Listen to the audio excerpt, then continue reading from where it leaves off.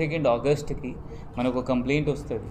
ఒక గర్ల్కి ఆమె మనాల రుద్రంగి లోకల్, ఆమె ఒక లోకల్ బోయిన్పల్లి అబ్బాయి ఎస్సీ కాస్ట్, ఈమె ముదిరాజ్ కాస్ట్. వీళ్ళ పెళ్లి చేశారు, 3 years బ్యాక్ పెళ్లి చేశారు. సో మన కంప్లైంట్ వస్తుంది ఏంటి అంటే దట్ కొంతమంది వచ్చి పెప్పర్ స్ప్రే వాడుకొని ఈమెకి కిడ్నాప్ చేసి వెళ్ళిపోయారు. కొంచెం ఇన్వెస్టిగేషన్ చేస్తే మనం అన్ని ఎవిడెన్సెస్ చూసి ఆ ఫ్యామిలీ మెంబర్స్ని కిడ్నాప్ చేసి తీసుకుపోయారు.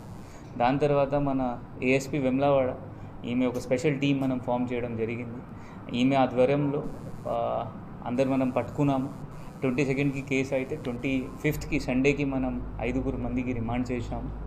ఈరోజు ఇంకొక లేడీ కూడా పద్మ పేరు, ఆమె కూడా రుద్రంగి ఊరు, ఆమె కూడా రిమాండ్ చేస్తున్నాము.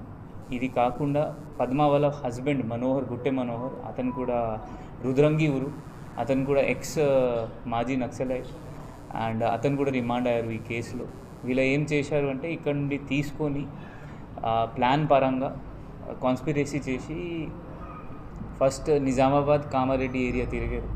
దాని తర్వాత నాందేడ్ ఏరియా పోదానికి అటెంప్ట్ చేశారు.